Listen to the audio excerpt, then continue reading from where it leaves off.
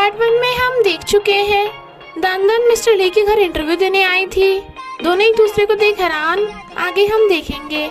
I suggest आप part 2 से पहले पार्ट 1 भी देख लीजिए, जिसका लिंक आपको ऊपर आई बटन पर मिल जाएगा। अगर आपको मेरी वीडियोस अच्छी लगती हैं तो लाइक और शेयर करना, और हाँ, कमेंट कर ज़रूर बताना। और ऐसी ही नई नई लेटेस्ट वीडियोस देखने के लिए हमारे चैनल को सब्सक्राइब भी कर देना।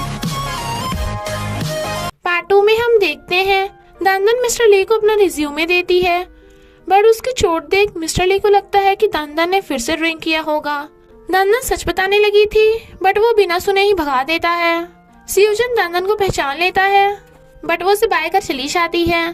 एक फैशनेबल सी लड़की भी इंटरव्यू देने आई थी। मिस्टर ली उसे हायर करने वाला था क्योंकि वो फॉरेन से पढ़ी है, पर सारा उसे बताती है कि दानदान ने सियोजन की जान बचाई, जिससे उसके खुद के भी चोट लग गई थी। इधर दानदान सैड थी, तभी उसे सारा का कॉल आता है कि तुम सिलेक्ट हो गई।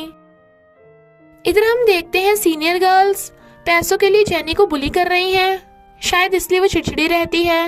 मिस्टर ली को अपनी गलती का एहसास होता है और वो दानदान को हायर कर लेता है, इसलिए वो बड़ा खुश होती है। सारा उसे उसका रूम दिखाती है और बताती है कि तुम्हें तीनों बच्चों का ख्याल रखना है, स्पेशली सबसे छोटे सियोजन का।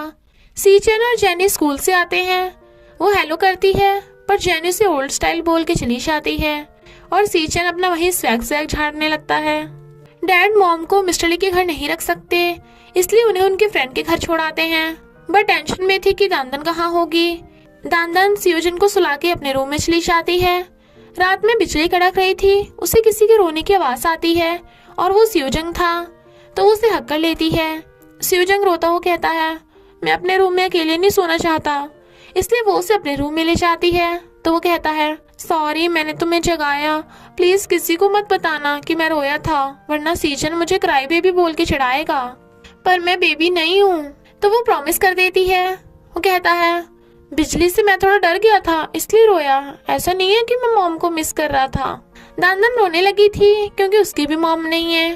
तो कहता है, इट्स ओके, हम दोनों की मॉम हमें ऊपर से देख रही होंगी। मिस्टर ली देखता है कि सियोजंग अपने रूम में नहीं है और ना ही सीचन के रूम में है। वो जेनी के रूम में जाता है, बट वो चिल्ला पड़ती है कि मुझे चैन से सोने भी नहीं देते। सियोजंग कहीं भी नहीं मिल रहा था, बट पता चलता है कि वो दानदान के रूम में सो रहा है। मिस्टर ली उस पर चिल्ला पड़ता है और सोते हुए सियोजंग को उठा के ले जाता है। मॉम की फ्रेंड ने उसे घर से बाहर निकाल दिया था, तो वो रोती हुई डैड के पास आ जाती है, बट मजे से खा रही थी। डैड देखते हैं तो बीमार होने का नाटक करने लगती हैं। जेनी हर बार की तरह ब्रेकफास्ट किए बिना चली गई थी और मिस्टर ली अभी भी दानदान से गुस्सा था। सारा दानदान को डांटती है कि तुमने सियोजंग को अपने साथ क्यों सुलाया, और आगे से सियोजंग के साथ कुछ भी हो तो पहले मुझे बताना। मेड सियोजंग की बेडशीट और कपड़े चेंज करके न्यू रख दो।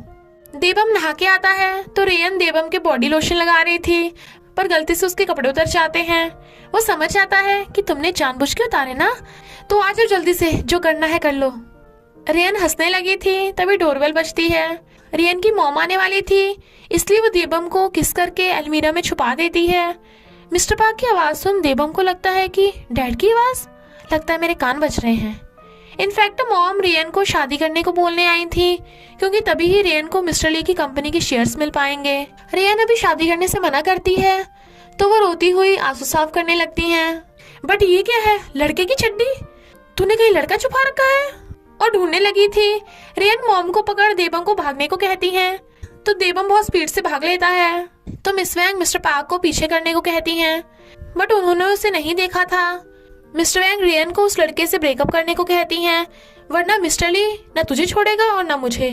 मिस्टर ली ने पहली बार सारा को थैंक यू करने के लिए डिनर पे बुलाया था, इसलिए वो बड़ा खुश होती है कि चलो मिस्टर ली उसमें थोड़ा सा इंटरेस्टेड है। अब तो वो आसानी से मिस्टर ली की वाइफ बन पाएगी। उसकी मॉम भी नाच पड़ती हैं। जेनी अभी तक स्कूल से घर नहीं आई थी, तो वो मिस्टर ली को बताती है। मिस्टर ली उस पर गुस्सा करता है कि तुमने मुझे पहले क्यों नहीं बताया, और ढूंढने जाने लगे थे, पर जेनी आ जाती है और मिस्टर ली को बिना बताए ही कि वो कहाँ थी अपने रूम में चली जाती है। बट दानदान ने उसकी गंदी स्कर्ट देख ली थी, तो पूछने जाती है कि क्या हुआ, पर जेनी उसे भगा देती है। जब वो सियोजंग को स्कूल छोड़ने जा रही थी, तो सियोजंग भाग के जा छुप जाता है, मुझे ढूंढो। हम देखते हैं कि सियोजन दानदान के साथ कितना खुश है। को दानदन के हंसने की आवाज आती है, पर डैड कहते हैं दानदन यहाँ कैसे हो सकती है। डोरबेल सुन वो मॉम को छुपा देते हैं। तभी मेड डैड के लिए खाना लेकर आई थी और उन्हें साथ में कॉफी के लिए पूछती है, बट वो बहाना मार के मना कर देते हैं। मॉम जेलस होती हैं कि मेड डैड के साथ फ्लर्ट कर रही थी, बट फिर खाना देके सब भूल जाती हैं। सियोजन दानदन को कहता है प्लीज बहुत टाइम तक मेरे साथ रहना, तो वो प्रॉमिस कर देती है। वो स्कूल चला जाता है। मेड दानदन को मिस्टर पार्क को डिश देने भेजती है क्योंकि वो अभी तक ड्राइवर से मिली नहीं, बट वो और डैड उन्हें देख हैरान और मॉम भी कि वो कोइंसिडेंटली एक ही जगह पे काम कर रहे हैं। पर वो मिस्टर ली को ये कैसे बताएंगे, पर मिस्टर ली को उन पे शक होगा और वो उन्हें फायर भी कर सकता है। दानदन गुस्सा होती है कि मॉम यहाँ सीक्रेटली रह रही हैं। देवम जाने लगा था कि पहले मैं कोई अच्छी जॉब ढूंढ लूं, बट रेन उसे नहीं जाने देती। मेरे पास एक रास्ता है मॉम को मनाने का, और अपनी मॉम यानी मिस चैंग को झूठ बोल देती है कि वो किसी रिच सीईओ के बेटे को डेट कर रही है, पर बाद में उसे मिलाएगी। रेन मिस्टर ली को शादी करने को कहती है। सारा को लगा कि वो उसका नाम लेगी, बट वो गुकी का नाम लेती है। पर मिस्टर ली कहता है वो बस मेरी फ्रेंड है, पर तुम किसी रैंडम लड़के को डेट मत करना। दानदन बताती है कि एक बार एक ही फैमिली के 2 मेंबर मिस्टर ली के यहाँ चोरी छुपे जॉब कर रहे थे, पर जब मिस्टर ली को उन दोनों को पता चला तो उन्होंने उन दोनों को फायर कर दिया। इसलिए अब उन दोनों में से भी किसी एक को जॉब छोड़नी पड़ेगी। पर वो कंफ्यूज थे और फिलहाल के लिए बाप बेटी अनजान बनने का नाटक करते हैं। गुकी की मॉम मिस वैंग को पटाने आती है ताकि गुकी को उनके घर की बहू बना सके, और सारा की मॉम भी यही काम के लिए आई थी, पर दोनों की आपस में लड़ाई हो जाती है। सारा की मॉम बक देती है कि सारा मिस्टर ली को लाइक करती है, तो तुम अपनी गुकी को रोक लो। दानदन सियोजन को स्कूल लेने चाहती है, but mister park personal issue का बोलकर ड्राइवर की जॉब से रिजाइन कर देते हैं। दानदन सैड थी, बट देखती है कि जैनी की चोट लगी है, तो वो उससे जाकर पूरी बात पूछती है। जैनी बताने से मना कर रही थी, तो वो मिस्टर ली को बताने वाली थी, इसलिए जैनी को बताना पड़ता है। फिर वो डैशिंग बन के आती है और उन सारी गर्ल्स को धो डालती है जिन जिन ने जैनी को बुली किया था। आगे से जैनी से पंगा मत लेना, वरना मैं तुम्हें छोड़ूंगी नहीं। तो वो गर्ल्स जैनी से माफी मांगती हैं। मिस्टर ली ड्रिंक कर रहा था, तो गुकी उसे कन्फेस कर देती है कि मैं तुम्हें लाइक करती हूँ, बट वो बोलता है कि हम अच्छे फ्रेंड्स हैं, इसलिए गुकी का दिल टूट जाता है। टल्ली, सारा और गुकी में मिस्टर ली को लेके फाइट हो जाती है। इन दोनों को क्या पता जिसके लिए वो लड़ रही हैं वो किसी और का होगा। गुकी रोती हुई बताती है कि मिस्टर ली ने मुझे रिजेक्ट कर दिया। सारा और उसकी मॉम ये सुन बड़ी खुश होती हैं कि अब तो मिस्टर ली सारा का ही होगा। मिस्टर ली की वाइफ ने मरने से पहले उसे अपनी लाइफ में आगे बढ़कर खुश रहने को कहा था, इसलिए वो उसे गुड बाय करता है। वाइफ की 2nd एनिवर्सरी थी। मेड दानदन को बताती है कि चेयरमैन जब आर्मी से वापस आए थे तो उन्हें मैडम से फर्स्ट नाइट लव हो गया था।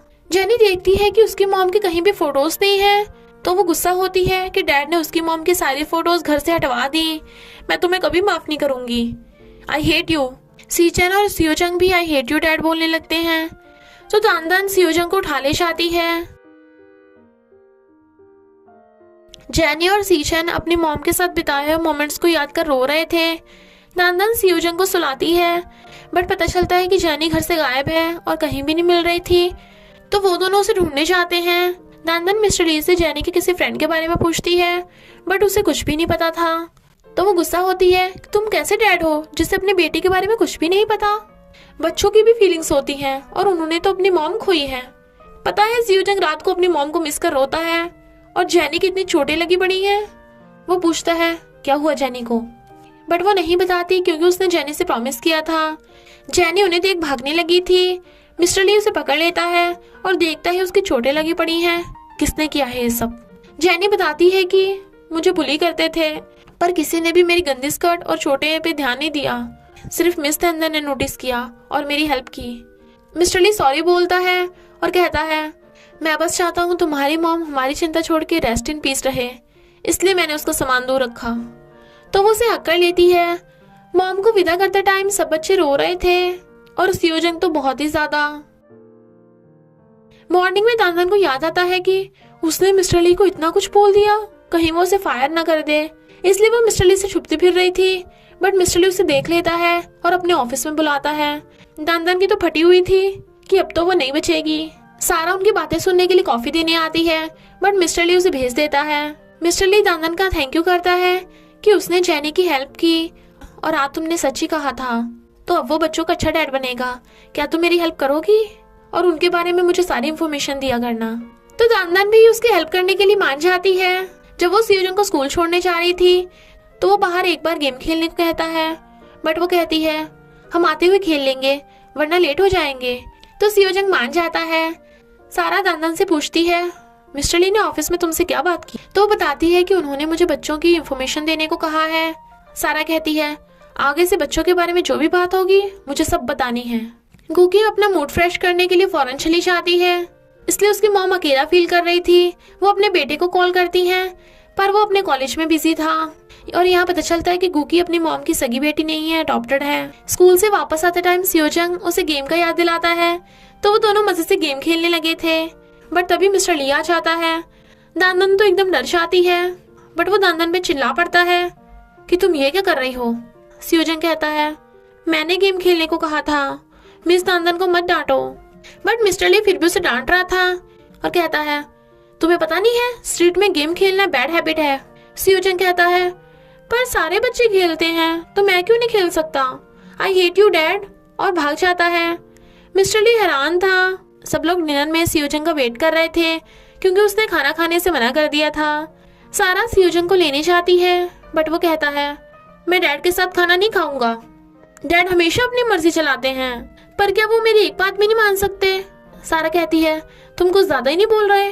वो कहता है तुम मुझे क्यों डांट रही हो, मुझे तुमसे बात ही नहीं करनी, तुम भी बिल्कुल डैड की तरह खड़ूस हो। तो सारा सबको सियोजंग के बिना ही खाना खाने को बोल देती है। सब खाने तो लगे थे बट सैड भी थे। मिस्टर ली को देख सियोजंग ब्लैंकेट में छुप जाता है कि जब तक मुझे गेम खेलने की इजाजत नहीं दोगे मैं डैडी से बात नहीं करूंगा। मेरे फ्रेंड्स के डैड तो उन्हें न्यू गेम लाके देते हैं और उनके साथ खेलते भी हैं। जेनी सही बोल रही थी, डैड तुम डिक्टेटर हो। Mister Lee was like what. दानदन कहती है अगर आप सच में बच्चों को खुश रखना चाहते हो और उनके फ्रेंड बनना चाहते हो तो आपको मेरी बात माननी पड़ेगी। Mister Lee was like what. और इसी के साथ पार्ट 2 का एंड हो जाता है। तो बस थोड़ा सा इंतजार करना, फिर मिलेंगे नेक्स्ट पार्ट में।